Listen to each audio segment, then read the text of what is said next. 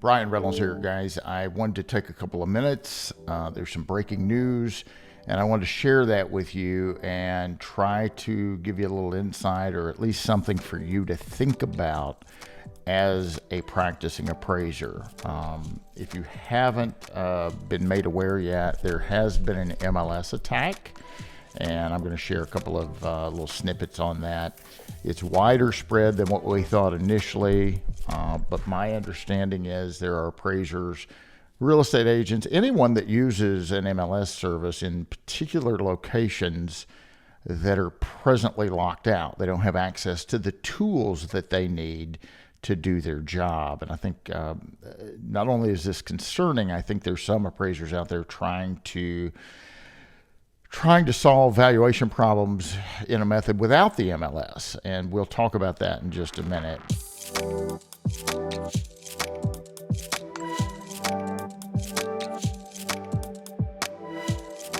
Let's look over real quick.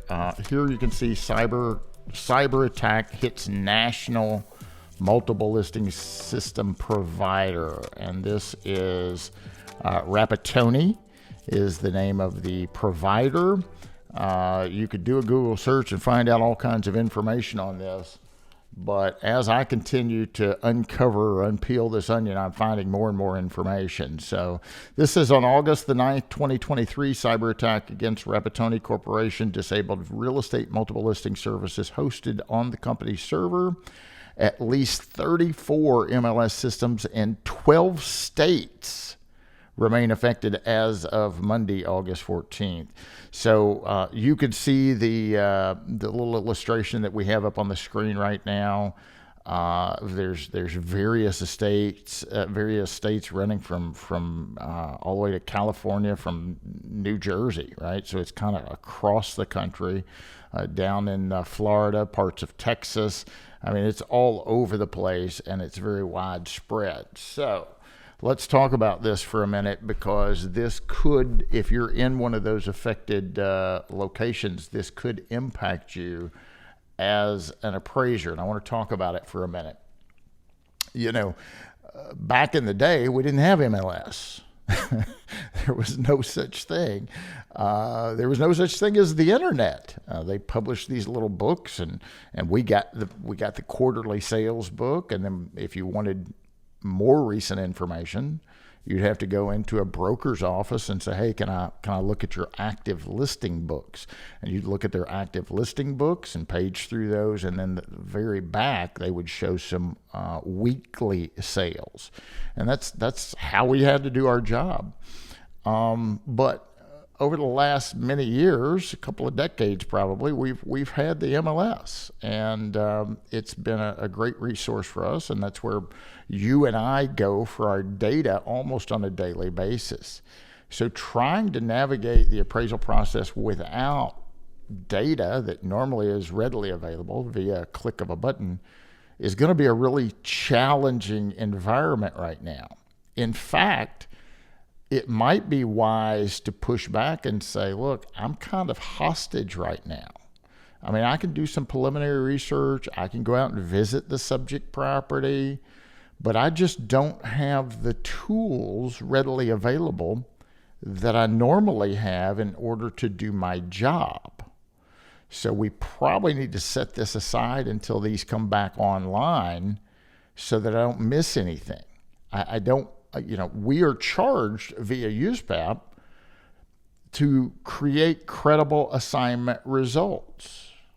And if you don't have the tools necessary, then you may need to withdraw from the assignment or ask your client for some understanding. Let's put this on hold until it comes back online. Let's look at what USPAP says, and then we'll look at these pre-printed forms, and we'll talk about some possible solutions. But this is really ultimately going to be a business decision, how you proceed, if you proceed with this. So on my screen right now, we have the current edition of USPAP. And this is Standards Rule 1-4, where we're talking about the various approaches to value, ABC talk about the sales comparison, the cost approach, and the income approach. When they're necessary, you have to do it. But I want to look right above that. If you look at line item 520, so this is on, what page am I on? I'm on page 18 of your current edition of USPAP, if you want to look it up yourself. And I'm on line item 517. Let's start there. It says Standards Rule 1-4, Approaches to Value. Line item 518 goes on to say, in developing a real property appraisal, an appraiser must collect, verify, and analyze all information necessary for credible assignment results. So if you need that data in order to achieve credible assignment results, and that data is not available, well, unless you have an alternate method of getting data and verifying data in order to achieve credible assignment results, then you have little option. You have no option. You're going to have to wait, or you're going to have to withdraw from the assignment. It's just that simple. Now, I did a little search for MLS, and if you've got the searchable portion of USPAP, you see up here I put MLS, and I just hit enter, and man, how cool is that? It navigates every reference in this publication of where you can find MLS, right? And so I jumped down to this last one here. A reviewer noted that the real property appraisal report did not include an analysis of a sale of the subject property that had occurred 6 months prior to the effective date. The sale was reported in the local MLS, which is available to appraisers in the area and to which most are subscribing. When contacted about the matter, the appraiser stated that he did not subscribe to the MLS. Is this an appropriate response? The answer is no. The fact that the individual appraiser does not subscribe to this data source does not excuse the lack of analyses. Now, guys, I know that's different, right? We're talking about, in this example, subscribing versus many of you are subscribers. It's been attacked. It's down. They're holding it hostage, right? So I understand that's a little bit different circumstance. But I don't want you to try to navigate your way through an appraisal problem and turn a report in, even if a client's giving you a hard time about it. I need this report, and do a sloppy job. Get less than credible assignment results. And I've heard that there's some appraisers out there saying, well, I'm just going to put a disclaimer in there, subject to change, right? No, you can't. Nowhere in USPAP says, you could try to get credible assignment results, but it's okay if you put a disclaimer in there that says subject to change. Nowhere is that in your minimum requirements. So it doesn't matter how creative you try and get. There's some things you just can't do. I've been on record many times saying that you, as the practicing appraiser, can do almost anything. And I really mean that. You can do almost anything. USPAP is extremely flexible. I'm teaching a class here in a few minutes on diversifying your practice, and I'm preaching that throughout the curriculum. You can do almost anything. You can take your appraiser hat off and serve in another role. Just don't misrepresent. You can do this and you can do that, right? But I've never said the appraiser can do anything. I said you could do almost anything. With scope of work, extraordinary assumption, hypothetical conditions, you could do almost anything. That doesn't mean you can do anything. And this is one of those examples where you better proceed with caution, all right? Now, I want to show you one more thing before I let you go. This is the report that many of you use, most residential appraisers, certainly doing work that will ultimately be sold to Fannie Mae or Freddie Mac, use this form, right? This is the current URAR, Uniform Residential Appraisal Report form. Many of you fill this out every day, okay? But it's important, if you haven't already, that you take a look at it. All right.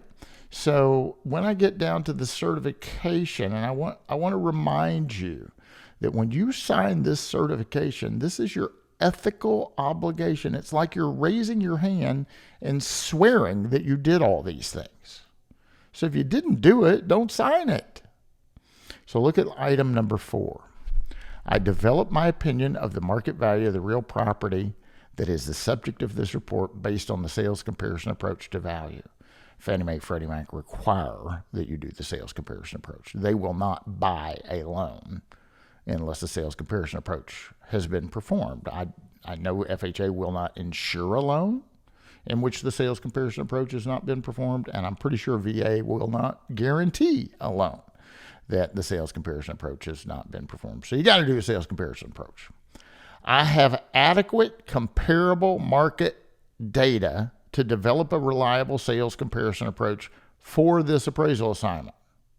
I further certify that I consider the cost and income approaches to value, but did not develop them unless otherwise indicated in the report. Okay, so that's our disclosure that we probably didn't do cost and income. But look at that. I have adequate comparable market data to develop a reliable sales comparison approach for this assignment.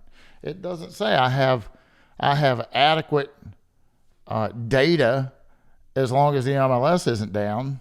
It doesn't say that. It says you have that data, okay? So if you could get the data somewhere else, we'll talk about that in a second. But I want to go down to number 12. Let's look at number 12 right here. I am aware of and have access to the necessary and appropriate public, and private data sources, such as MLS. Tax assessor records, public land, and other sources of data in the area in which the property is located. I have access to public and private, such as MLS. Now, it doesn't say, it says such as, so that probably gives you a little wiggle room. I get it. But it's certainly implying that you have access to the MLS. And guys, I know normally you do. This is beyond your control. You know, I remember several years ago, Tennessee suffered a flood. I mean, bad, but it did not get the news coverage that it should have gotten. It was really, really bad. And I had appraisers calling me up and saying, hey, I want to ask you about some language because I got a client, and the client's wanting me to do a disaster inspection. And I'm like, whoa. I said, you have a client right now wanting to order and have you go out and do a disaster? Yeah. I said, you're in the middle of the disaster. What are you going to do? Take a boat out to the subject property? Tell them they need to back off and wait a minute, that your city is currently experiencing the disaster. Don't even take care of yourself. Take care of your family. Take care of your friends and loved ones. Take care of your community. You're in the middle of this thing. So guys, let's talk about those of you that I can do it. All right, maybe you can't. I mean, we used to do it without MLS. If you've got public records, you can pull information from your assessor's office. You can pull information from the clerk's office, whether it be online or whether I have parts of my communities where I have to physically still go in and pull these things. Luckily, most of them are online now. But let's say you get that data. At least where I'm sitting, our data is not great. I mean, it might give me the square footage, and it might be right, and it might be wrong. It might give me the room count, and it might be correct, might be incorrect. I can pull the deed and see the parties of the transaction. So if you're able to track them down and call the buyer or call the seller, that's great. Maybe you could do that. It's certainly not going to tell you who the listing agent was or who the selling agent was. It's going to be a very burdensome task in today. Heck, most people don't have a home phone now. Back in the day, you could Dial information, 411. Yeah, give me John Smith's number over on Elm Street. And you could call them. I did that a lot. But now most people have cell phones. It's hard to find somebody's phone number these days. How are you going to verify that data? Well, Brian, I'll go knock on the door. Okay, perfect. I think we would all agree, whatever option you choose to do, it's going to take a lot more time and a lot more work to do proper due diligence in order to make sure you're adhering with the applicable development as well as reporting requirements of USPAP without these tools that we've become very accustomed to use on a daily basis. And then finally, how are you going to verify listing stuff?